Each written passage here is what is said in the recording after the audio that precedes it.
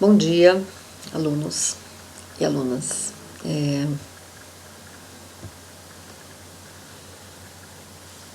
Vamos continuar com as aulas da semana. Hoje eu vou falar de um tema, vou falar de um tema que eu gosto muito, que na verdade a gente vai usar essas cross-sections agrupadas que a gente tem falado nesse contexto de avaliação de políticas públicas, avaliação de políticas ou de projetos sociais, tá? Deixa eu passar aqui.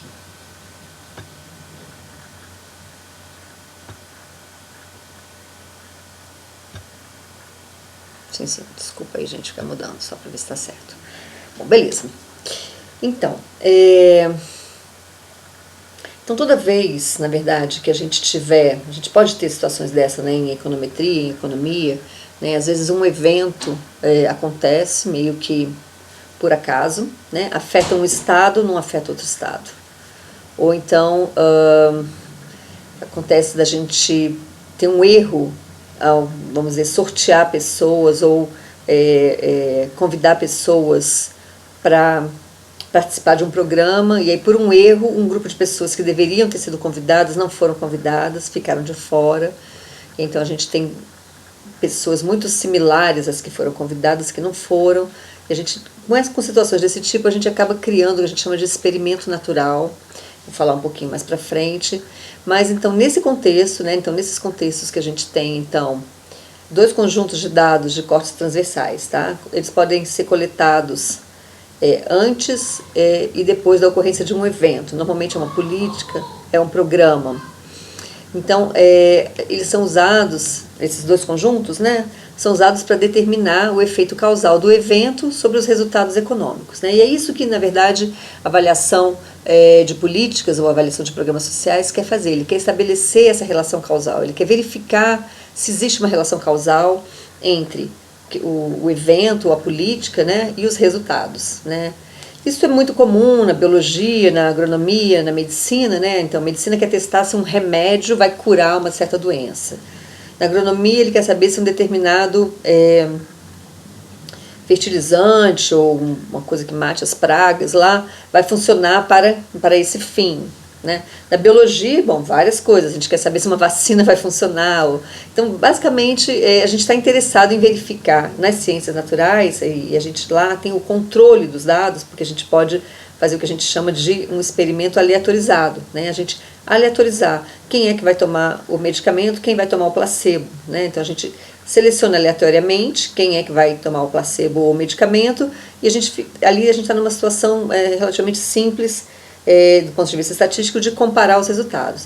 Aqui em economia, a gente precisa que, bom, claro que a gente tem experimentos aleatorizados, como esses que eu estou falando, eles podem ocorrer, normalmente eles são muito caros, tem questões éticas envolvidas e tal, mas muitas vezes a gente tem aparece de presente para a gente esses experimentos naturais. Então a gente tem um momento inicial em que ninguém está sujeito ao tratamento, o evento ainda não aconteceu, seria esse período inicial.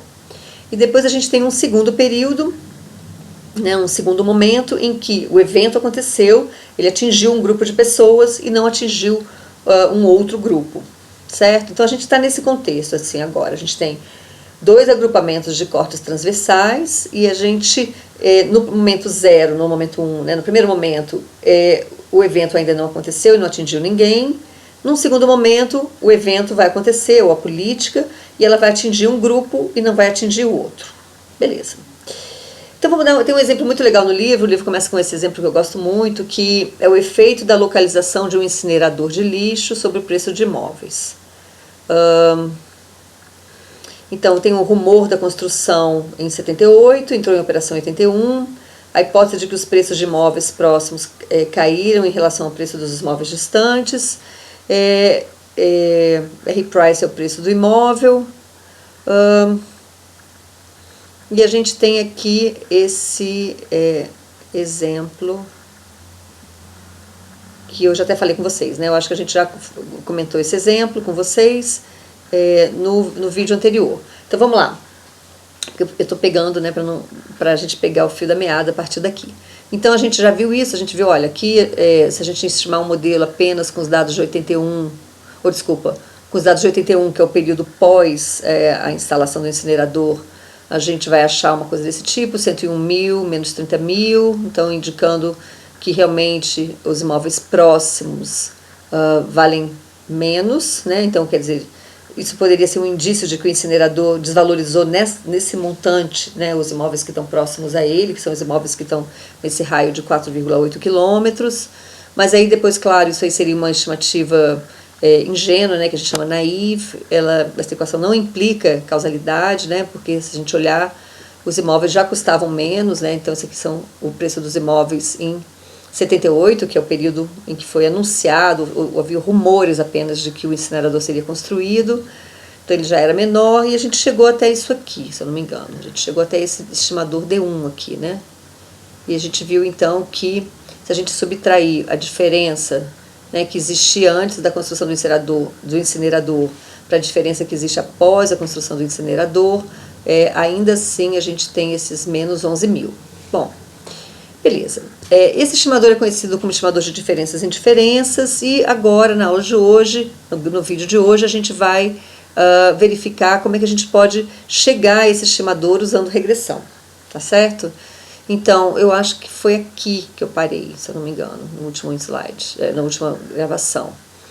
Então, eu tenho aqui aquele estimador de diferenças em diferenças, ele é obtido por... Eu pego o preço dos imóveis no período 2, né, que é pós-evento, pós-construção do incinerador ou pós-tratamento. Eu pego os imóveis que estão próximos e os que estão longe, eu pego essa diferença, né, e a gente viu lá que essa diferença dá menos 30 mil. E dessa diferença eu subtraio a outra diferença, que já existia no período pré-tratamento, né, e aí, nesse caso, esse exemplo é uma situação em que realmente eles escolheram construir o incinerador no lugar em que os imóveis já eram mais desvalorizados. Subtraindo uma da outra, eu consigo aqueles menos 11 mil. Bom, mas eu preciso saber se D1 é estatisticamente diferente de zero ou não, eu preciso de um erro padrão e coisas assim. Então, regressão vai entrar aqui para ajudar a gente bastante. Eu acho que eu cheguei a escrever isso, agora, gente, eu tive que eliminar os vídeos do meu computador, porque não estavam cabendo, desculpa. Mas eu não tive como olhar agora. Mas eu tenho quase certeza que a gente parou nessa equação. Eu quero falar um pouquinho dela, tá? Então vamos escrever aqui. Eu quero que vocês verifiquem que a gente realmente está obtendo... eu vou escrever com essa letra mesmo para ficar igual D081, né? O ano de 81, que é o tempo 2. B1, NIR incinerador, mais... D1, 81 vezes NIR incinerador. Beleza. E o que eu estou dizendo aqui é que esse D1 daqui está medindo exatamente o que está naquela equação ali em cima no slide. Deixa eu botar agora, eu quero... Ele está medindo exatamente isso aqui. Eu vou botar uma outra visão para vocês verem o quadro um pouco maior. Então tá. Então, só copiei a equação, né, que estava lá no slide, basicamente, e agora a gente vai verificar se isso aqui realmente é aquele estimador que estava lá no slide, como isso aqui seria o preço, né, médio, né, aqui vou botar, eu não consigo fazer isso no slide, mas é o preço médio em 81, né, que é o período 2, né, do imóvel que está próximo, menos o preço R price médio em 81 do imóvel que está longe. Isso aqui menos aquela outra diferença, né? Que é o preço em 78, vou escrever menorzinho aqui, vai ser preço 78 próximo, menos preço 78 longe. Está lá no slide, tá? Não tem como escrever aqui. O que eu quero que a gente veja agora aqui, né? Eu gosto desse... É ver que esse estimador aqui, uma regressão montada dessa forma, tá? Com uma dummy de período 2, tá? Aqui a gente tem dois períodos de tempo, T 78 e 82. Desculpa, 81, desculpa. A gente tem dois períodos de tempo, só esses dois períodos, tá? Então a gente tem nesse setup de que T Tem o período 1 e o período 2, ou o período 0, o período 1, como vocês queiram. Um período antes e um período depois da política ter sido implementada. E eu quero que a gente verifique agora que, se a gente usar exatamente essa especificação aqui no modelo, que esse coeficiente vai coincidir com isso. Então aqui já vai usar os conhecimentos que vocês obtiveram lá com a lista 1, né, de ver que coeficientes te dão médias, que coeficientes não te dão médias. Né, aqui, como a gente não tem nenhuma outra variável explicativa no modelo, todos esses coeficientes aqui vão ser médias de alguma situação. Então vamos lá, que situações a gente vai ter, tá? Então, basicamente, o modelo de regressão ele estima esperanças condicionais, então a gente vai querer... a gente vai ter 4 situações. A gente vai ter T78 e longe, longe, gente. A gente quer o preço médio dos imóveis em 78 para os que estão longe do incinerador. A gente quer o preço dos imóveis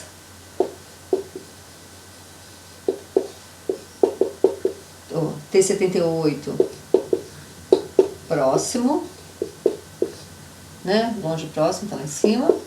A gente quer o preço dos imóveis T81 longe. E a gente quer o preço dos imóveis T81 próximo. Beleza. Então vamos pegar aqui, vamos ver onde é que a gente consegue isso aqui no nosso modelo. Então, quando T igual a 78, essa dama aqui é 0, certo? A dama de 81. Então a gente zera esse coeficiente. Então isso aqui não aparece. Quando a gente está falando de longe, essa dama near, que é próximo, né, ela é 0. Então a gente também zera esse coeficiente. E, consequentemente, a multiplicação dos dois, né, como essas duas variáveis são 0, a multiplicação das duas também vai ser 0, a gente também zera esse coeficiente. Então, a gente obtém o preço médio de 78 para os imóveis longe, é apenas esse coeficiente aqui, B0, porque todos os outros estão zerados. Já o preço médio dos imóveis em 78 para os imóveis próximos, vai aparecer o B0, claro, que ele não é zerado, e esse aqui também, próximo, esse aqui near incinerator, quer dizer que ele está próximo ao incinerador, ele vale 1 nesse caso. Então, a gente vai ter o B0 e vai ter essa variável aqui, o coeficiente associado àquela variável também. Então vai ser B0 mais B1, tá? Esse aqui é zerado, porque a gente está falando de 78, e como esse aqui está 0, multiplicado por esse, também vai zerar esse coeficiente de cá. Beleza. Vamos para o preço do imóvel em 81, quando ele está longe. Bom, B0 aparece, o coeficiente de 81 aparece, o coeficiente de near não aparece, não é isso? Não aparece, porque ele está longe, né? Então esse aqui é zerado, esse aqui também é 0, esse aqui também não vai aparecer. Então é isso. Essas duas variáveis são zeradas porque essas aqui são só para os imóveis que estão próximos. Beleza, e por fim, o preço do imóvel em 81 para os imóveis que estão próximos. Então a gente vai pegar o B0, vai pegar o D0, porque ele está associado ao 81, né? Vai pegar o B1, porque ele é near, né? E vai pegar também, como o 81 é 1 e o near também é 1, esse coeficiente aqui também aparece, T1. Beleza.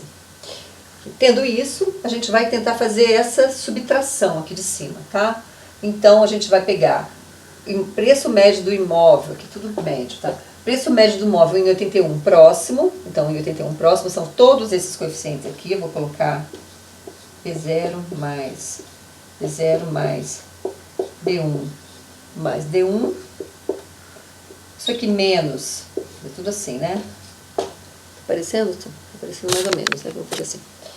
Então, menos preço 81 longe, que é esse aqui, B0 mais D0, tudo isso aqui menos o preço de 78 próximo, o preço de 78 próximo é B0 mais B1, menos o preço de 78 longe, que é só o B0. Vamos ver o que isso vai dar. Então aqui eu vou tirar o B0 e o D0 daqui, vai ficar B1 mais D1.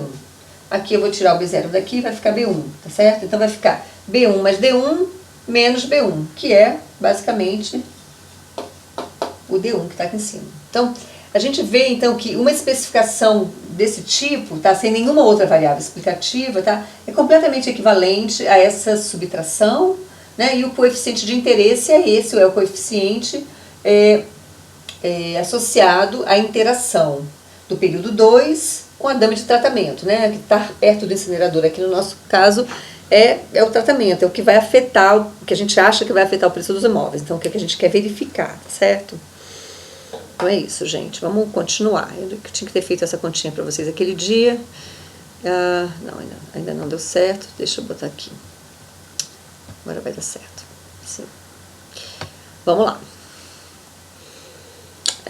Então, generalizando, né, esse chamador de diferenças e indiferenças,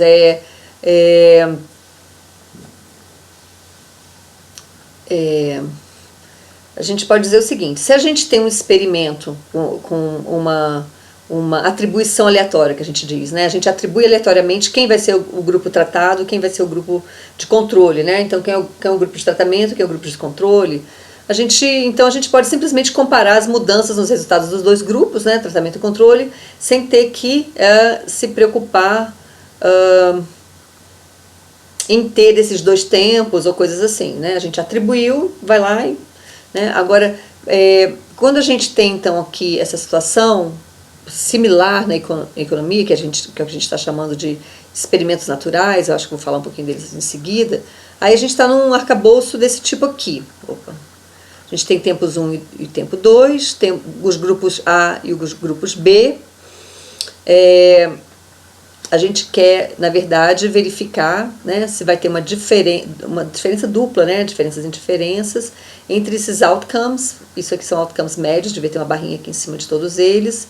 Então, no período 2, a gente vê se tem diferença entre o grupo B e o grupo A, e subtrai essa diferença que existia entre o grupo B e o grupo A no período 1, que é o que a gente acabou de fazer.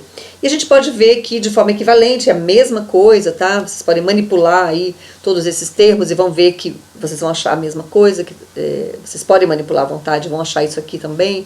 Uma outra forma, desculpa, gente, uma outra forma de apresentar o estimador de diferenças e indiferenças é pegar aqui o grupo B, né, que seria, no caso, o grupo tratado. No nosso exemplo é o grupo que está, as casas que estão próximas ao incinerador, e ver qual é a diferença de preços dela do período 2 para o período 1, e depois a gente pega só as casas que estão no grupo de controle, que não estão próximas do incinerador, e vê a diferença do período 2 para o período 1, né, e subtrai uma diferença da outra. Então, vocês saberem que tem essas duas formas de vocês expressarem o estimador de diferenças e indiferenças. Então, aqui também generalizando, tá? Saindo um pouco do exemplo, a gente generaliza para aquela equação que eu acabei de botar aqui no quadro, e que a gente viu exatamente o coeficiente D1, que ficou um pouco confuso, né? Porque eu botei as letras, não coloquei as letras...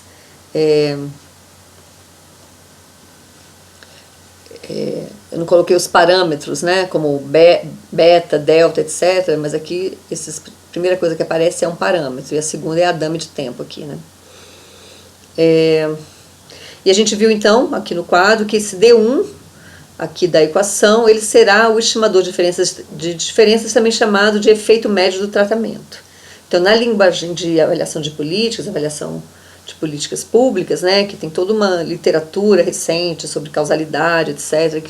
Então, isso aqui também é chamado de efeito médio do tratamento. Beleza. Bom,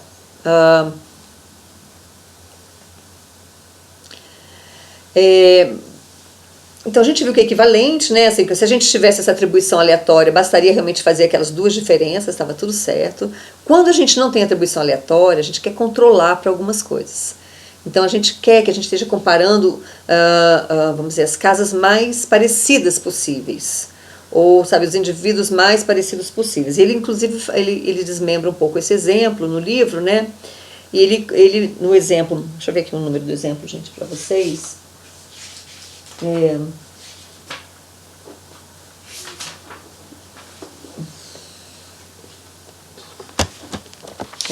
É o exemplo 13.3, né? Então ele no segundo momento, além de fazer aquelas regressões simples, né, do período para o período 81, para o período 78, ele coloca várias outras variáveis explicativas, né, para justamente ter certeza que ele está comparando casas semelhantes, né, porque pode ser simplesmente que as casas mais próximas do incinerador têm um terreno menor, uma área menor, menos quarto, menos banheiro, aquela coisa toda que já desvalorizaria o valor da casa mesmo, né? Então ele coloca, vocês vão ver depois na tabela 13.2, que ele faz mais duas outras especificações. Na primeira delas ele coloca, gente, desculpa, meu livro está fazendo barulho no computador. Então ele coloca duas delas, né? A primeira delas,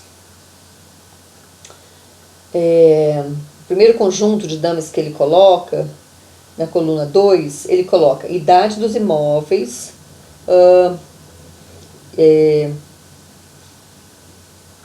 só a idade dos imóveis, utilizando um termo quadrático. Então ele coloca idade ao quadrado dos imóveis. Já na coluna 3, ele controla distância até a rodovia interestadual, área do terreno, área construída, número de quartos, número de banheiros. Isso produz uma estimativa daquela dummy da interação lá, né? Do coeficiente associado ao Y81 vezes NI incinerador, muito próxima da estimativa do modelo sem controle, tá? Sem nenhum controle. Ele te dá uma estimativa, a gente lembra que a gente tinha obtido menos 11 mil, colocando todas essas outras coisas, a gente obtém menos 14 mil. Tá? Então, assim, por isso é bastante útil você usar a forma da regressão, em vez de usar simplesmente aquelas subtrações, quando a gente não tem atribuição aleatória, porque a gente consegue fazer com que aquele D1, né, delta 1 estimado lá, ele seja para casas ou para pessoas, ou porque que esteja em jogo aqui, muito semelhantes, né? Semelhantes em todos aqueles outros aspectos que a gente consegue controlar com as variáveis explicativas. Né?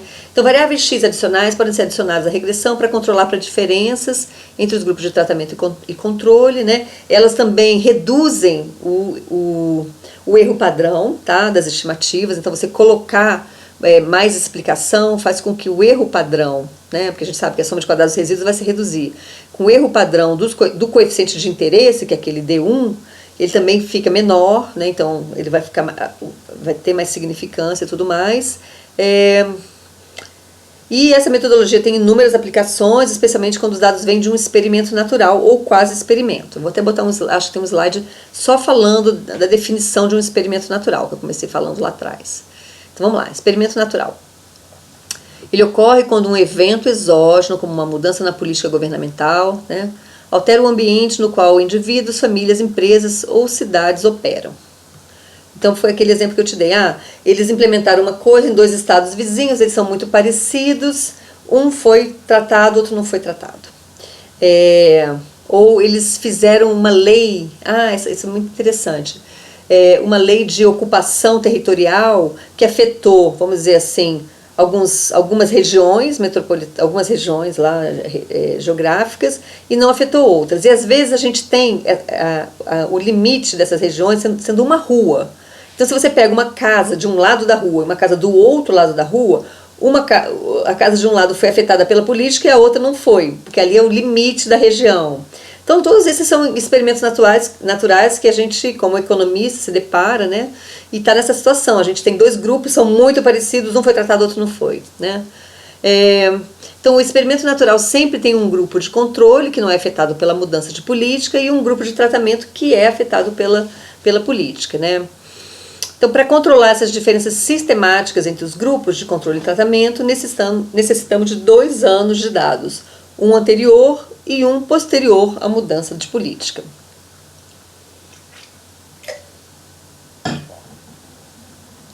Só um minutinho, gente, que eu já... Aqui mesmo. Tá ótimo. Outro exemplo. Esse exemplo também é bem legal.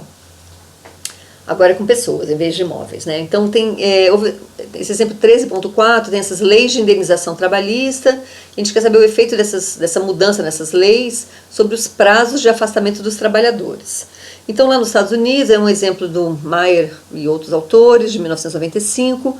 Eles estudaram a extensão do tempo em semanas em que um trabalhador acidentado recebe remuneração por conta de indenização trabalhista.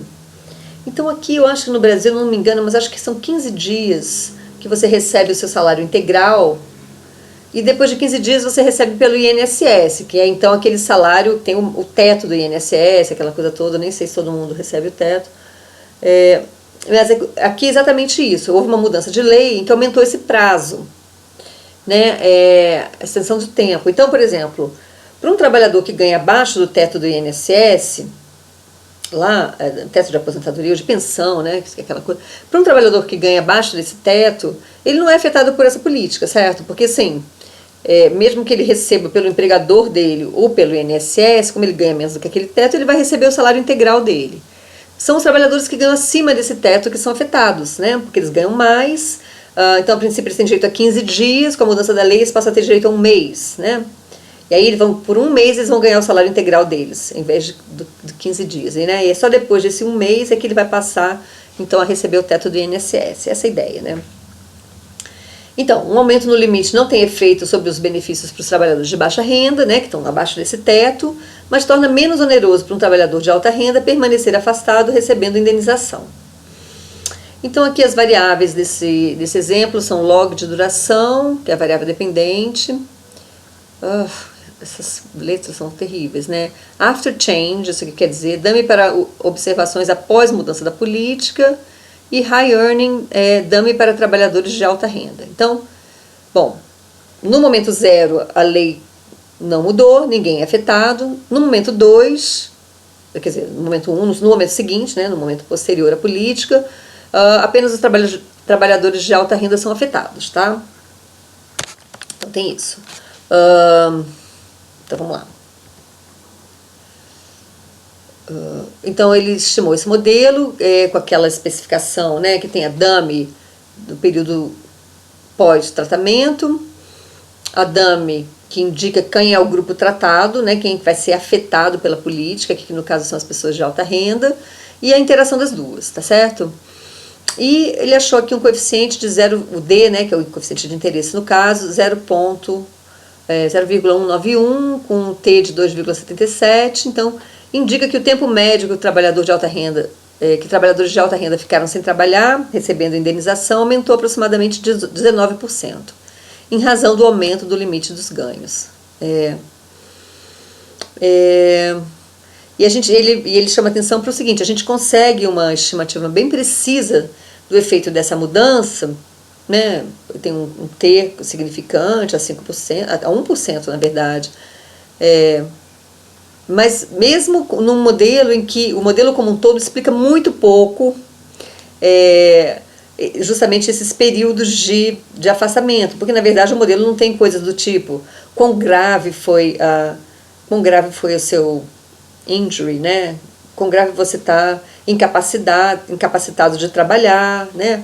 É claro que isso aí tem um exemplo que eu dou, é até meio ridículo. Teve uma época que o meu irmão, que é fisioterapeuta, o meu marido, que é professor, né? E um garçom que estava numa festa, os 3 tinham operado o ombro, a mesma cirurgia, laparoscopia, sei lá como é que fala aqui, né? E aí o que aconteceu? O garçom estava trabalhando, sabe, assim, tipo 15 dias depois da cirurgia, o garçom estava trabalhando, carregando peso, fazendo um monte de coisa que eu fiquei chocada. O meu irmão estava trabalhando também, mas ele pagou alguém para carregar os pesos para ele, porque ele tinha que fazer alguma... Então ele pagava um assistente para fazer isso para ele não queria se machucar. E o professor da UNB, no caso, ele era meu marido na época, não é mais, mas ele estava lá de licença. Ele ficou, sei lá, quanto tempo de licença, assim... Ele que menos tinha problema de dar aula, tudo porque ele estava com uma cirurgia no ombro. Na verdade, dar aula escrevendo quadro com o ombro machucado é muito difícil, eu já tive um problema de ombro sério. Mas assim, ele estava por mais tempo, entendeu? Porque para ele recebia o salário inteiro. Ele não estava via INSS, né? Ele recebia o salário inteiro, integral, então para ele podia ficar mais tempo. O meu irmão estava no teto do INSS, então depois de 15 dias ele começou a trabalhar, que ele é do setor privado, e o garçom, que era conta própria, estava trabalhando, né, óbvio. Então, assim, Claro que vão ter vários outros fatores, né? A qualidade do seu emprego, se o machucado é sério mesmo, né? Assim, se é muito sério, se é muito sério, ninguém vai, nem o garçom estaria trabalhando, né? E assim vai. Então, quando eu digo que esse modelo não explica nada, essa duração, não explica, porque o R2 é 2%, né? 0,021. Mas mesmo sem ele explicar bem, porque ele não coloca nenhuma dessas informações, ele tem lá ele explica muito bem o efeito da mudança da política. Porque ele tem um coeficiente de 0,191 e esse coeficiente é altamente significante. Então, é isso que eu queria, né, chamar a atenção de vocês, que isso é possível. Beleza, continuamos. Dados de painel de 2 períodos, né? Vamos agora falar um pouquinho. Então, agora o que aconteceu? A gente viu que já com essas cross-sections agrupadas a gente consegue fazer coisas bem bacanas, né? Assim, esse cenário, esse contexto aí de diferenças e indiferenças tem muitas utilidades, né? Mas, na verdade, a gente pode usar dados de painel, que aí qual é a diferença, né? Eu vou estar realmente seguindo o mesmo indivíduo ou... ali no caso, a mesma casa, né? Se a gente estivesse no exemplo do incinerador, eu teria o preço da mesma casa antes da construção do incinerador, ou avaliação no caso, né? Porque antes da construção do incinerador e depois. Poderia ter algumas casas que foram vendidas antes e foram vendidas depois e ver como é que foi a mudança de preço. Mas assim, o importante aqui é que a gente está seguindo a mesma unidade cross-section, certo? Então, é possível usar dados de painel de forma similar a como usamos as cross-sections agrupadas, mas podemos obter estimativas melhores. Por quê? A gente vai falar por quê já já. Porque os dados em painel eles podem tratar alguns casos de viés por variáveis omitidas. Então, se a gente tiver uma variável omitida, que foi parar lá no termo de erro, né, está correlacionada com alguma das variáveis explicativas, né, e eu vou usar as cross-sections agrupadas, essa correlação, né, do termo de erro com a variável explicativa, ela vai viesar as minhas estimativas de todos os coeficientes, né? Como é que a gente pode usar painel para isso? É que se a gente puder pensar que essas variáveis omitidas são fixas ao longo do tempo, e então a gente pode usar o que a gente chama de, modelar com o que a gente chama de erro composto. Tá? Deixa eu botar aqui para ficar mais fácil de vocês visualizarem. A gente teria um modelo assim. Oi, gente, desculpa. A gente teria uma variável dependente. Aqui a gente teria uma dummy de período 2, né? Porque a gente tem um painel de 2 períodos apenas, tá? Período 1 e período 2. Teria nossas variáveis explicativas. Isso aqui é o que eu estou chamando de erro composto.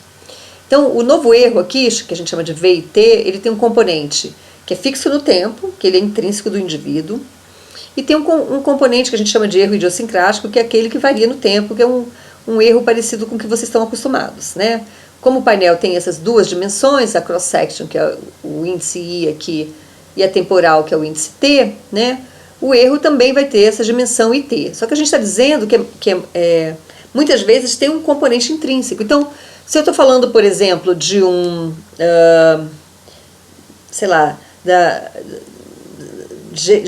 vamos dizer, da gerência de uma empresa, ou sei lá, ou de uma... A gente pode falar um exemplo, por exemplo, com fazendas e coisas do tipo, propriedades familiares. Então, vão ter famílias que vão ter um jeito melhor para tratar ali a terra e administrar do que outras. Então, é uma coisa meio que intrínseca daquela terra ali, que né, que não vem um administrador de fora, né, que a gente pode mudar, não, mas ali... Então, algumas famílias vão ter mais jeito que outras, aquilo ali não é uma coisa que vai mudar, né, assim, com o tempo. A família ainda é a família. Com pessoas é mais fácil ainda de pensar nisso. Então, um exemplo clássico disso aqui, quando você segue pessoas no tempo, né, habilidade, né? Habilidade é uma coisa que parece que as pessoas nascem com isso, não é uma coisa que você constrói. Habilidade não é educação, né? Habilidade ou aptidão, a gente chama mais de aptidão, na verdade. Em inglês é ability, mas em português a tradução é aptidão. Então, a aptidão é uma coisa que você nasce com aquilo, e a aptidão, gente, não está associado à renda.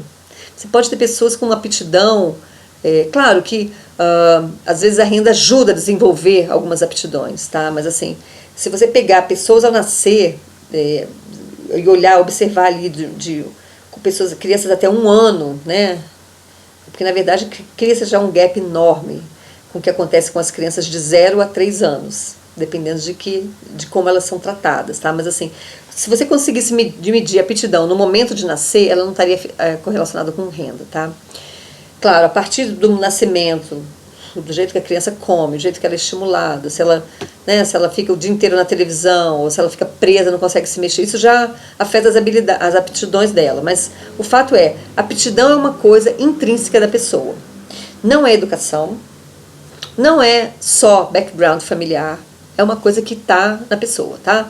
E isso é uma coisa que não muda no tempo. Na verdade, a aptidão é construída dos 0 aos 3 anos de idade. Antes da criança ir para a escola, é daquele jeito ali, com sua genética, claro, e também do jeito que ela foi tratada ali do 0 aos 3.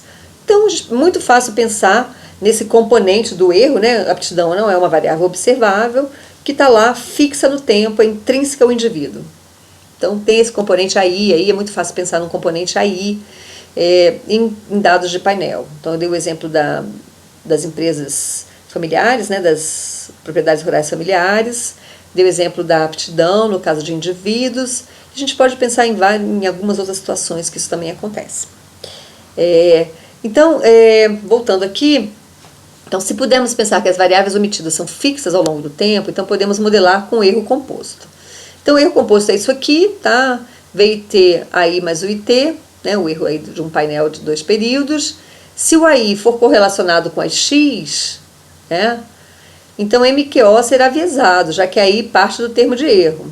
Bom, claro que se o IT também for correlacionado com as X, ele também será viesado, mas a gente pode assumir que existe uma parte intrínseca dos indivíduos ou das unidades cross-sections que muito mais frequentemente estão correlacionadas com as XIs do que a parte idiosincrática ou aleatória, né?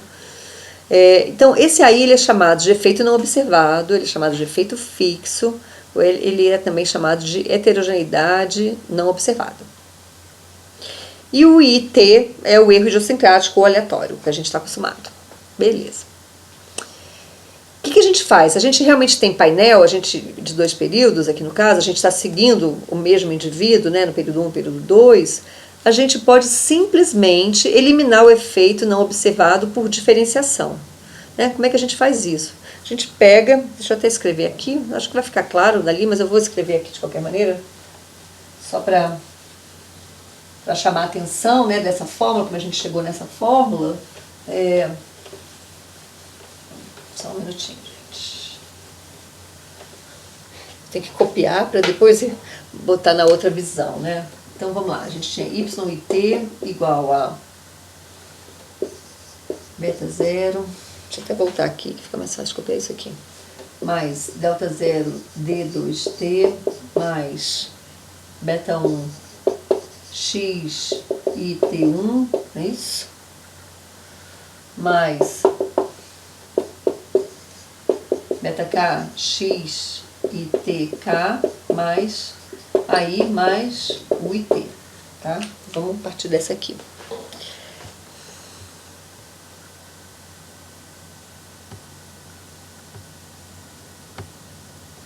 Então tá. Com isso aqui, né, com essa equação, meu caneta estava ruim ali. Melhor hoje.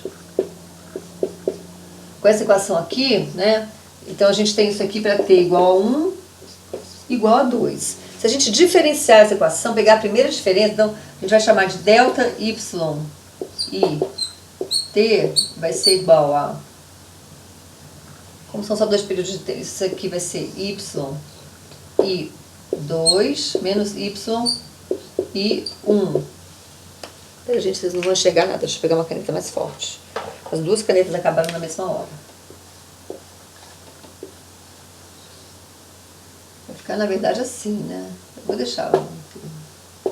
Vai ser isso, tá? A gente vai ter aqui essa dummy, se eu pegar e diferenciá-la, o que vai acontecer? Vai virar um intercepto, né? Porque ela vai valer 1 para todas as observações do período 2 e 0 para todas as observações do período 1. Nessa diferença, ela só vai valer 1, né? Ela só vai valer 1, porque eu vou pegar... Ela vai valer 1 ou 0, na verdade, não é isso? Não, peraí, deixa eu ver. Não, ela vale 1 para todas do período 2 e vale 0 para todas do período 1, ela só vai valer 1, ela vai virar o intercepto. Essa dama aqui vai virar o intercepto, tá? E aqui 10, desculpa, delta x e t1 vai ser igual a y e... Não, que y, gente? Vai ser x1 do período 2 menos x1 do período 1. Assim, você está chegando então, né? E assim, assim sucessivamente. Aqui, x e tk vai ser xk do período 2 menos xk do período 1. E eu vou ter que subtrair aqui o delta AI. Como ele é constante, no período 2 e no período 1 ele é igual, isso aqui vai zerar. Esse vai sair do modelo, eu vou eliminar o AI. Eu ainda vou ter o delta UIT aqui, que vai ser UI2 menos UI1, assim, tá? Voltando lá para o slide, vamos ver. Voltando para o slide, o que a gente vê? Que realmente a gente fica com um modelo delta, aqui, deixa eu botar para cá. A gente fica com o modelo delta YI, oh meu Deus, que isso? Espera aí que ele está, não está me obedecendo. Delta YI, a gente até tira o índice T, porque realmente como só tem 2 períodos, esse índice vai ser eliminado, a gente vai ficar com uma cross-section. Se a gente tivesse mais de 2 períodos, a gente ainda teria que deixar o índice T, que a gente pode fazer diferenciações com mais de 2 períodos. Vai ser o último slide aqui da aula, daqui a pouco. Então a gente fica assim só com uma cross-section, realmente. O beta 0 some, porque o que acontece com o beta 0? O beta 0 ele era um vetor de 1, ele valia 1 no período 1, 2 no período 1. Ao subtrair ele some, tá certo?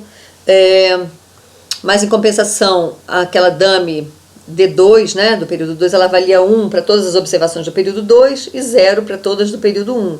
Ao fazer essa subtração, ela passa a valer 1, ela então, o coeficiente associado a ela é o novo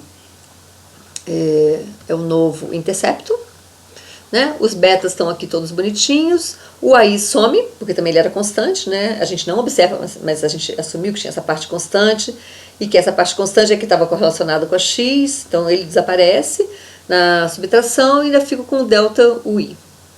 Então esse modelo não tem correlação entre x e o termo de erro, e portanto não sofre de viés. Então, porque eu tenho essa estrutura de dados, eu consigo eliminar uma possível fonte de viés. A gente vai ver num exemplo já já. A gente precisa tomar cuidado em como organiza os dados para computar as diferenças corretamente, né? Basicamente, a gente saber que normalmente a gente tem duas formas. A gente tem duas formas de organizar os dados. Deixa eu colocar aqui, claro, mas aí tem uma que é mais fácil, mais correta, né? Mas isso aqui, quando eu for dar aula de Stata para vocês, numa dessas tutorias, eu vou explicar como é que a gente passa de uma estrutura para outra, tá? Caso vocês recebam um banco de dados com essa estrutura que não é a ideal. Deixa eu colocar aqui essa outra visão. Então vamos lá. O que acontece aqui? Como é que seria a estrutura de dados ideal, né? Nesse caso, a gente teria aqui o I de indivíduos, o T de tempo, o Y, vamos dizer aqui a X1 e T, vamos botar aqui a XK e T, né? E aí então a gente teria aqui o indivíduo 1, ele é observado no tempo 1 e no tempo 2. Depois aqui o indivíduo 2, ele é observado no tempo 1 e no tempo 2. E assim vai até o indivíduo N, que é observado no período 1 e no período 2. E aqui eu tenho então aqui Y, indivíduo 1, período 1. Y, indivíduo 1, período 2. X1, indivíduo 1, período 1. X1, indivíduo 1, período 2. Assim vai. Aqui eu teria Y para o indivíduo 2 no período 1, para o indivíduo 2 no período 2, e aqui, consequentemente, X1 para o indivíduo 1, não, desculpa, para o indivíduo 2, né, aqui, no período 1, e X1 para o indivíduo 2 no período 2. Assim, é o jeito, esse aqui é o jeito mais, é o jeito correto, ou vamos dizer assim, o mais intuitivo de organizar o banco, né, que a gente fala que é esse formato longo. Então eu repito o número de linha, eu repito o indivíduo 1, cada um dos indivíduos, né, pelo número de períodos que ele é observado, tá certo? Isso aqui eu desenhei um painel totalmente balanceado, tá? A gente vai falar disso já no próximo capítulo, né? Ou seja, todos os indivíduos da minha amostra são observados para o período 1 e para o período 2. A gente pode ter painéis com um número de observações temporais T, e na verdade a gente pode ter cada indivíduo sendo observado por um número de anos diferente. Então eu observo o indivíduo 1 por 3 anos, o indivíduo 2 por 5 anos, o indivíduo, sei lá, o indivíduo 5 por 10 anos e assim vai. Isso é que a gente chama de um painel não balanceado. Então isso pode existir também. É bem um pouco mais complicado, a gente está no caso mais simples agora. Então beleza, vamos voltar aqui. Bom, o que está acontecendo aqui? Então, a gente precisa tomar cuidado como organiza os dados, né? Uma outra forma seria você repetir, você botar numa mesma linha um indivíduo e colocar Y do tempo 1 e Y do tempo 2, e depois a X1 do tempo 1 do tempo 2, e ficaria um banco de dados bem largo, que a gente chama de wide, aí é formato wide, a gente vai ver isso no Stata depois, e que o ideal é que você realmente organize corretamente, para, por exemplo, para ficar intuitiva essa coisa da subtração, da primeira diferença, né? Vamos lá. Bom, vamos dar um exemplo aqui, então, tá acabando, gente, ficou um pouco longo esse vídeo, mas é porque senão teria que dividir em 2 de novo. Um exemplo aqui do livro 13.5, que é dormir versus trabalhar. Então, se eu estiver interessado em chamar uma relação de substituição entre o tempo gasto dormindo e trabalhando, então aqui tem o sleep, ou sleep nap, sei lá, o tempo que eu gasto dormindo. Como função, aqui também tem um período de 2 anos, tá? 1 e 2, eu não lembro qual que é o primeiro, mas certamente aqui é o segundo, tá? O D81. Aqui é o tempo que ele gasta trabalhando, a pessoa gasta trabalhando, educação, se a pessoa é casada, se tem crianças pequenas. Eu não sei nem o que é isso, que variável é essa, gente. Deixa eu ver se eu consigo descobrir, mas acho que também não tem problema. Não é a variável de interesse aqui no nosso caso, mas uma variável dummy que indica se a pessoa goza de boa saúde. Good health, né? Beleza, perfeito. Então, o que pode estar acontecendo aqui? Né? A gente vai dar um exemplo justamente de que aí pode estar correlacionado com a variável, com uma das variáveis explicativas. Aqui no caso, na verdade, a variável explicativa que a gente tem mais interesse em interpretar. A gente quer ver essa relação de substituição entre dormir e trabalhar, né? Tempo dormindo, tempo trabalhando. Então aí ele pode estar correlacionado com, isso aqui é total work, não total work. Então os mesmos fatores, alguns biológicos, que fazem com que as pessoas durmam mais ou menos, que estão capturados por aí, é uma coisa individual da pessoa, possivelmente são correlacionadas com o tempo gasto trabalhando. Então, algumas pessoas têm mais energia e isso faz com que durmam menos e trabalhem mais. Então esse é um caso em que, se a gente realmente usasse cross-sections agrupadas, a gente poderia ter um problema seríssimo de viés, porque a gente não está analisando as mesmas pessoas, né? A gente tem um grupo de pessoas no tempo 1, um outro grupo de pessoas no tempo 2, e a gente não vai poder falar desses fatores intrínsecos, alguns biológicos até, né? Que algumas pessoas precisam de dormir menos do que outras, e ainda funcionam, né? Tem várias pessoas assim, né? Normalmente são pessoas que a gente fala bem inteligentes, bem trabalhadoras, assim, ela tem uma coisa biológica mesmo, né?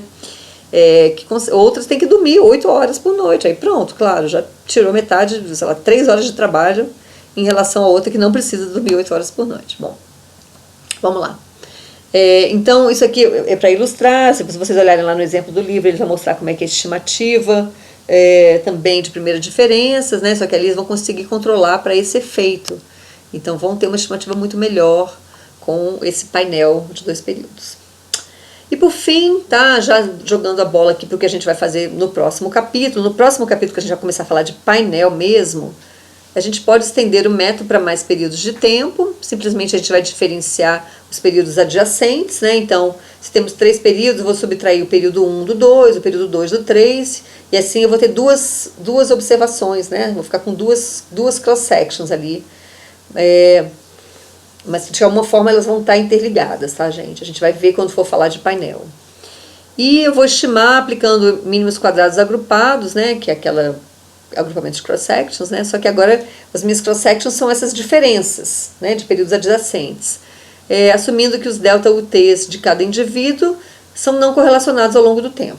Então, basicamente, é isso que se faz, se a gente for usar esse estimador de primeiras diferenças já com painel de múltiplos períodos, a gente vai ter que, né, assumir algumas coisas e tal.